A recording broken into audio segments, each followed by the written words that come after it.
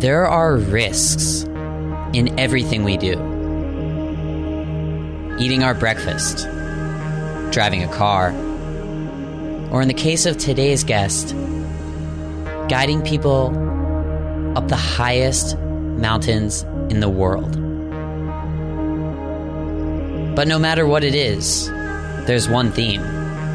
We talk a lot that there is no getting rid of the risk, but it's certainly our job as guides and as a guide company to minimize or mitigate as much risk as we can, and then try to clearly explain those risks that we can't take away.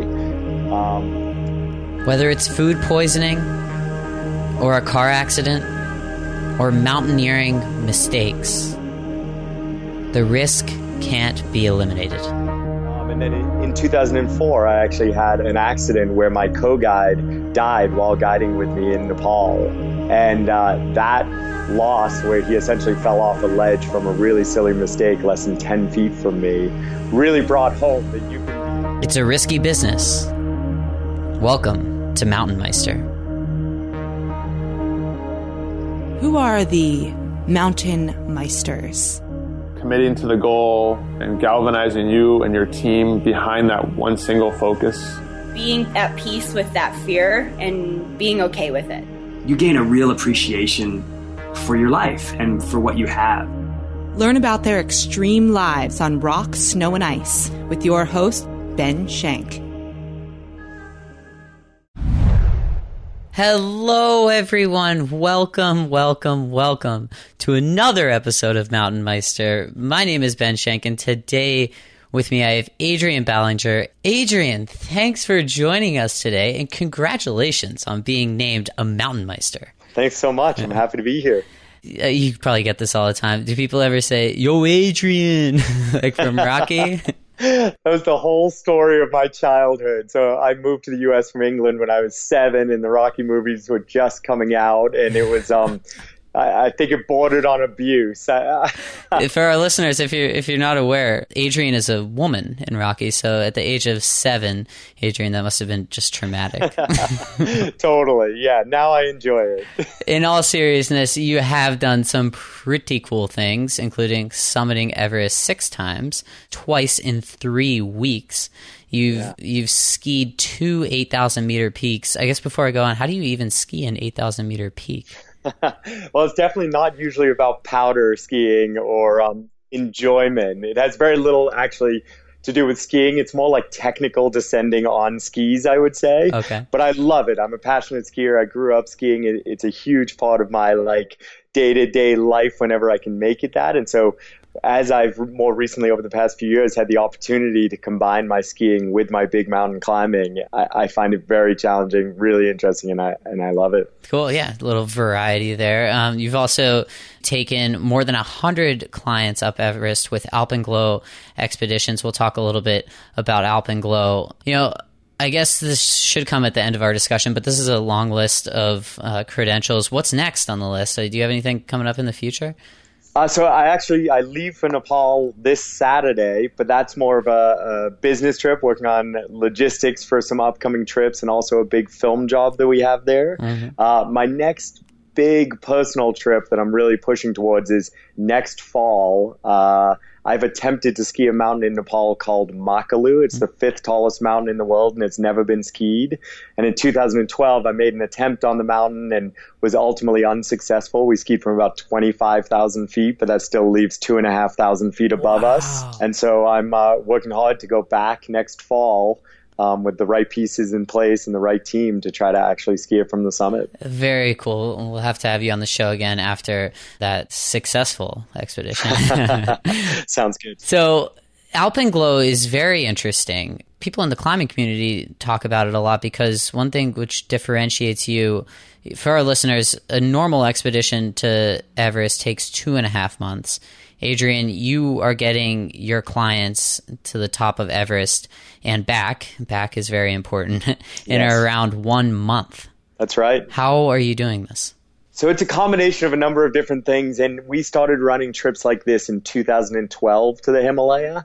And really it was a selfish pursuit. I'd say, I've been traveling internationally and guiding really nonstop full time for the last 16 years now.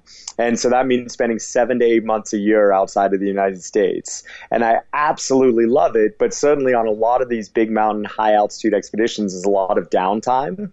And as I found that I wanted to start striking more balance in my life, and that means relationships and friendships and community and home and all those things in addition to playing in the big mountains, I started trying to find ways to shorten my trips.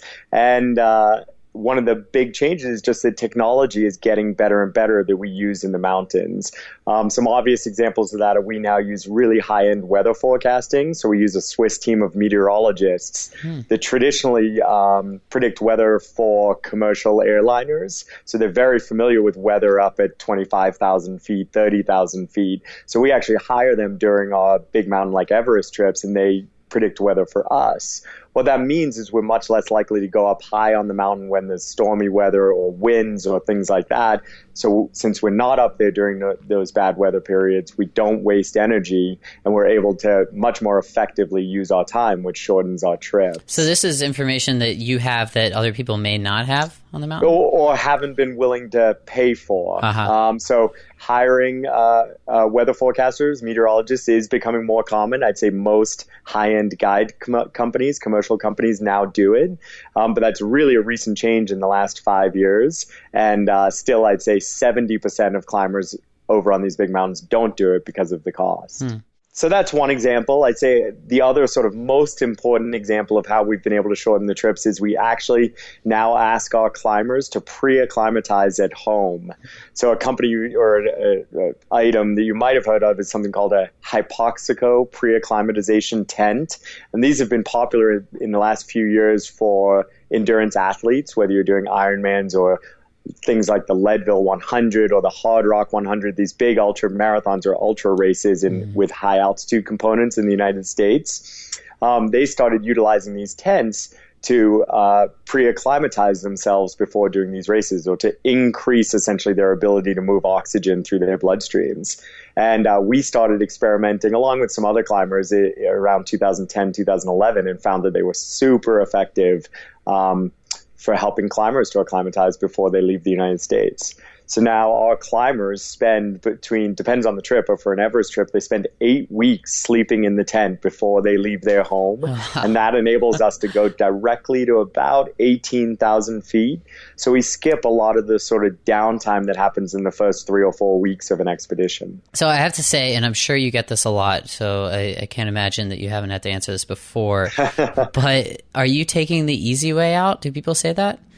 People do ask that, and to me, my answer is definitely not. Like our members and myself, we still take every step of our trip. So every step along the trek we do, every step of the climb. We're not skipping sections of the climb by, say, helicoptering up the mountain. So we're doing it all. We're just doing it all faster, and we're taking out a lot of the waiting and downtime and suffering. And for some people, that purity of suffering is very, very important to their experience, and I am all for people still having that, but I don't think it's essential to every experience. Yeah, it's an efficient process, it sounds like. That's right. Efficiency has been, I feel like, a life goal for me in everything I do, and that certainly carries over to these trips. Yeah, so you do a lot of guiding. I'm wondering, do you remember the first time that you guided somebody up a mountain and how that was different from more personal endeavors?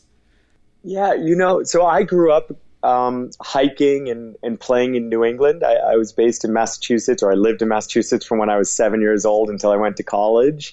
And I remember in that childhood time always being sort of the weakest climber and hiker in the White Mountains, and just learning so much generally from these older kids. Like I didn't even have a driver's license, and I was going with older kids, hiking the White Mountains up in New Hampshire. And a lot of times we were trying to go in the winter, and that sort of definitely adds to risk and things like that. And I always felt out of my element. And then I went to school in D.C., and the school I went to in D.C. had an outdoor leadership program that was being run by this sort of well-known climber named Chris Warner, who's done a lot of 8,000 meter peak climbs. He owns climbing gyms on the East Coast. And through that program, he offered me essentially to become an intern in his company. And I actually went to Ecuador as a 17-year-old for my first 20,000 foot peaks with him. And it was really through his mentorship that I found myself shifting from just needing so much and being so reliant to figuring out how to rely on myself and be confident in the big mountains, and then to be able to start offering my experience and skills to other people. And I just loved it. It was through my time in university that I really figured out that teaching was going to be a part of whatever I did. I had no idea it was going to be in the mountain realm, but I knew I loved that feeling. We've talked to other people about mentorship. It's such an interesting and integral piece of mountaineering. We talked to Mark Ritchie about mentorship and how that's played. That's number 54 about that. Meister fans, if you want to go hear that, listen to episode number 54. Mentorship is there's obviously parallels between your business and mentorship there, and then mentorship in mountaineering. And you talk a lot about that in numerous articles. I will post those to Adrian's Meister profile page for our listeners. Adrian talks about risk and how that applies to his business as well. Also other things like teamwork. But Adrian, while there are parallels, there are also some differences. And the first thing that comes to my mind is weighing risk versus reward. When we talk about downside risk in business, we're talking about losing some money, maybe an ego blow if you fail. In mountaineering, the downside risk is death. And I would say that death is a little bit worse than those other things that I mentioned before. Do you find yourself taking bigger risks in your business ventures just because they don't seem like a big deal compared to mountaineering risk? I think it's changed a lot for me over the years, I guess. I think for many years, and maybe this is essential as a young climber trying to build experience, but for many years, I think I talked about the risk of death and accidents and that sort of thing, and I truly never believed it would happen to me, or even to a partner or a close friend or something like that. And so, for many years, it just didn't even calculate for me. And then in 2004, I actually had an accident where my co-guide died while guiding with me in Nepal. And he was a good friend. He had a family. He was a very talented climber and guide. And that loss, where he essentially fell off a ledge from a really silly mistake less than 10 feet from me, really brought home that you can be very, very good, and there are still very clear risks that we can manage so much, but the reality is there. And so that's not really an answer to your question, but it's interesting though. Thank you for telling that. Yeah, absolutely. So so risk for me, I'd say since that accident in 2004 has become much more real, and I would say I am very, very conservative in my mountain playing time, especially when I'm working with people who have hired me to minimize that risk. We talk a lot that there is no getting rid of the risk, but it's certainly our job as guides and as a guide company to minimize or mitigate as much risk as we can, and then try to clearly explain those risks that we can't take away. But we as guides, we turn around a lot, we go down a lot, we back off a lot, and I really believe that's our job. We were talking about mentors, and one of the things I was taught when I was 19 years old by Chris Warner, this climber that I mentioned earlier, he always said that our clients were not our clients. The clients we should be thinking about were our clients' moms. Yes. And if you made your decision, sort of remembering what, that mom doesn't care who summited. They don't care how rad you were. They care that you come home. And it's lived with me for 20 years. And it's still a part of when I start, not being sure about my decision making, that memory comes back. I tell you what, you are going to be my mother's favorite mountain meister. She listens to every one of these, and I think she's going to like you, Adrian. Great. I need the mom support. Yeah, exactly. Another topic would be goal setting, and goal setting has so many parallels in mountaineering and in business, obviously. we've talked to athletes about this on our show and how, goal setting is very important because setting them high and at the right level can help you discover your potential. But on the flip side, not setting them high enough, we tend to go as far as we need to go to achieve that goal and stop there. I'm curious if you have any thoughts on this and how do you properly set your goals? I think mountaineering and big mountain climbing are funny because naturally, once you've climbed once, you try to figure out how to go higher or bigger. It's such a tangible goal. It's so tangible and so clear about what makes it more difficult. And so climbers have a really natural progression. I think even rock climbing, it's very similar as you go in harder grades and things like that. But I think it's just so important to find something that inspires you. So Emily, my girlfriend, and I talk about this a lot. If you only focus on grades or height, it ends up not having enough meaning. And so for me, I mentioned Makalu earlier and going back to that mountain, it's because I looked at all 14 of the biggest peaks in the world, the 8,000 meter peaks. And Makalu, just the photos of it, it's just so rowdy and mean and scary. And it's inspired me and it's lived with me for years before I finally got on it for the first time in 2012. And it beat me down in 2012. And that was on a trip while I was guiding a commercial group. And, ultimately I made the decision okay, the next time I'm going to go back and it's going to be a personal trip. I really want to focus 100% on me and my sort of relationship with this mountain. Yeah, cool. It's just the skiing thing. Nobody has skied Everest, right? Everest has been skied. Oh, it actually. has been. So okay. There's a few different people who have done it in slightly different styles, and there's lots of discussion of what constitutes a full ski descent. Do you need to keep your skis on from the top, from the bottom? Can you use ropes? So, some might say that there's never been a pure ski descent from top to bottom, but in my opinion, I think it's been skied. Kit Delaurier, Rob Delaurier, and Jimmy Chin were an American group that went there a few years ago and did mostly a complete descent in pretty good style. Cool. So for the listeners, you heard Adrian mention Emily, his girlfriend there. We had Emily on in episode number 56, a fantastic episode. We talked a lot about luck. I highly encourage you to check that out. Anyway, Emily is Adrian's girlfriend, and I want to talk about that relationship a little. And don't worry, Adrian, I won't get too personal if that's all right with you. Absolutely. So we talk about your risk appetite, and Emily's a professional rock climber. You are a professional guider. Both are pretty dangerous things, but you love what you do so much. This sounds like quite the conundrum for a relationship like this. You want the person who you love to do what they love, except at the same time you want to protect them. Is that a burden for you? It's I'd say it's a constant challenge and discussion point for us. So actually the timely questions, I drove Emily to the airport this morning to leave for a 2-month trip to Burma, which has recently opened up to sort of exploration and climbers and things like that. And her and a team are trying to go and climb the 2 tallest peaks in Burma and try to figure out which one is actually higher.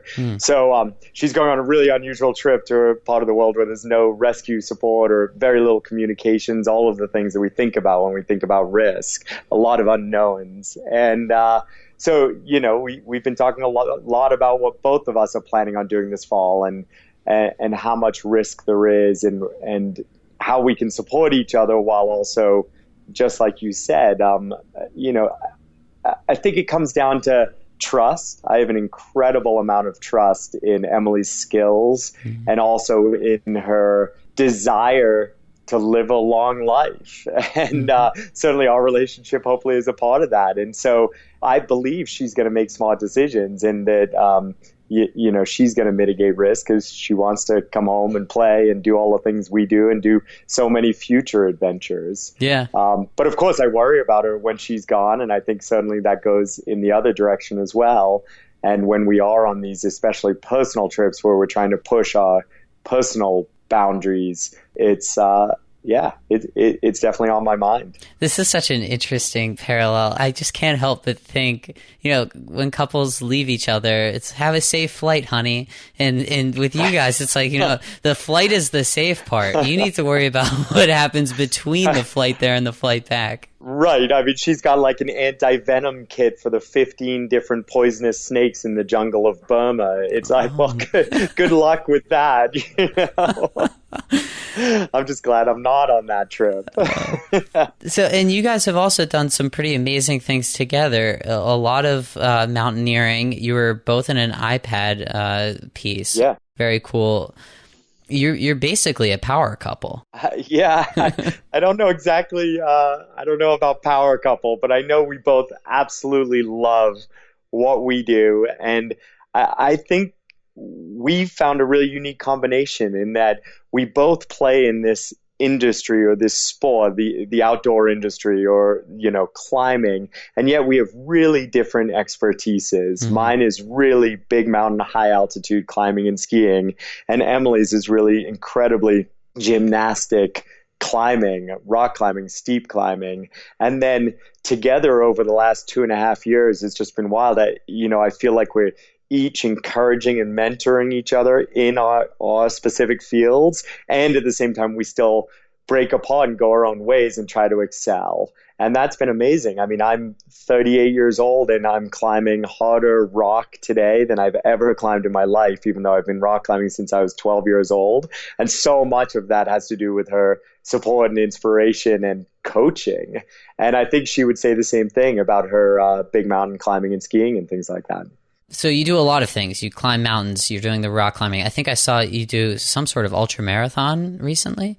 That was almost a mistake or an error of judgment. So I would say I'm a really avid recreational runner. It's probably the thing I enjoy doing most for my training when I'm home. Mm-hmm. But to me, that means like 1 hour to perhaps 2 hour runs, maybe 15 miles at the most. And I was asked to speak at an event down in LA to kick off this sort of ultra race, 40 miles, 12,000 vertical feet. And, I was doing this talk or I was going to do this talk for one of my sponsors. And it just seemed so ridiculous. The organizers had asked me to talk about endurance and suffering. And then I was going to go talk about that. And then I wasn't going to do the event. I agree with this logic.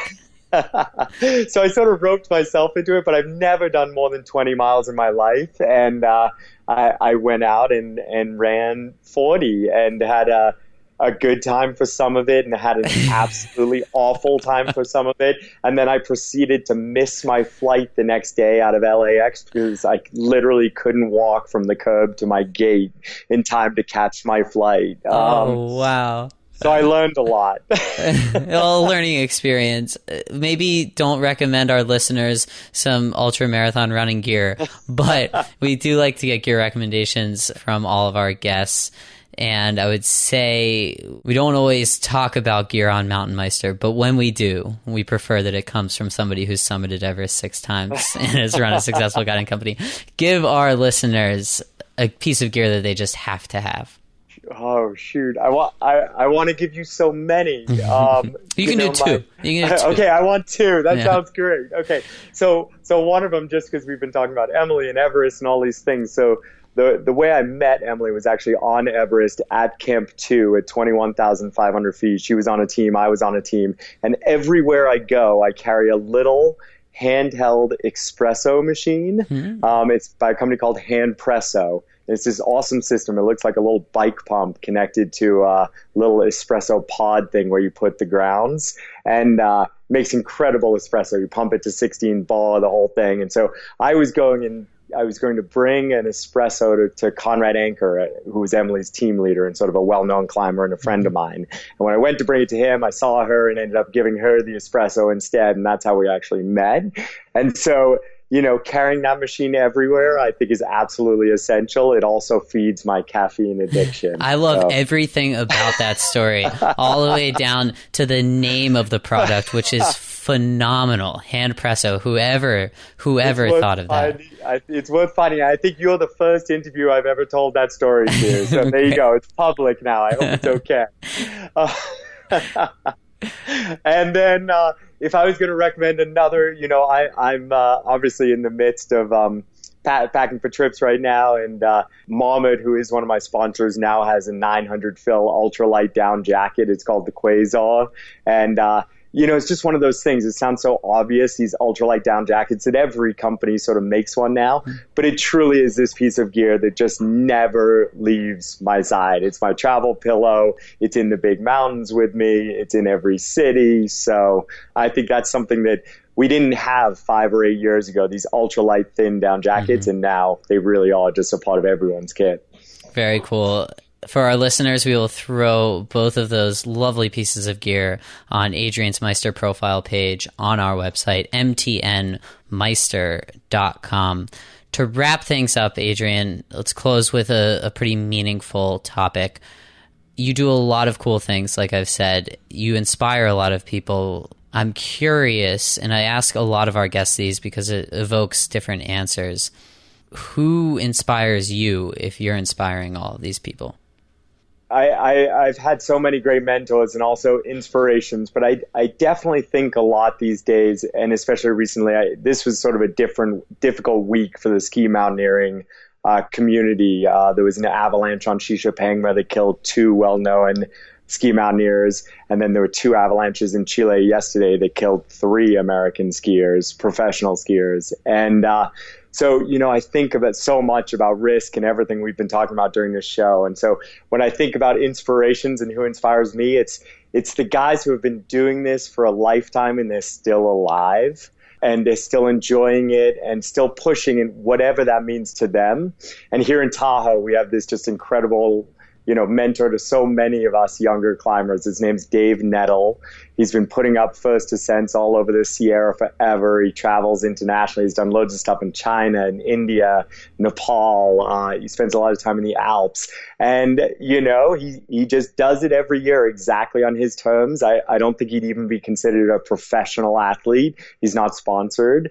And yet he crushes it, and every day is out there laughing and having fun at the local crag when he's not on these big trips. So that's my inspiration, is trying to figure out how to do this for a lifetime. Very cool.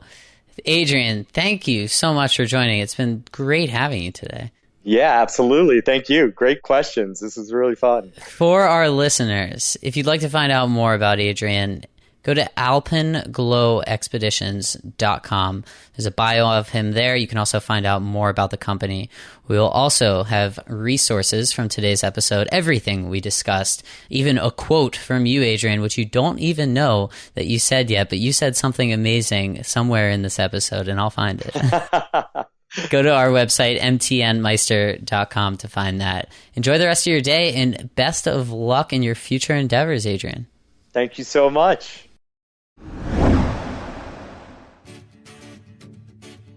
Meister fans, thanks for tuning in to that episode with Adrian Ballinger from Alpenglow Expeditions. A neat discussion on risk versus reward there, something which I find really interesting. Normally when we think about risk and reward, your reward should really compensate you for the risk that you're willing to accept. In the case of podcasts, it seems like the reward is disproportionately high for the risk that you take. So, if you agree with that evaluation, subscribe to our podcast on iTunes. Go to the search bar, type in MTNmeister, and you'll find us. You can also find us on SoundCloud, Stitcher Radio, and just about every other platform. If you're a daredevil and you just need more risk in your life, here's something else you can do. Sign up for our newsletter. A little bit more risk. You're going to have to give us your email address. But the reward is high too. We at Mountain Meister will send you fun little blurbs to get you thinking. Last week's newsletter was about the comfort zone and what a comfort zone actually is. We'll also have an episode spotlight, some sweet deals, and an update from one of our Mountain Meisters. We call this Keeping Up with the Meisters. It's like keeping up with the Kardashians. Or maybe not.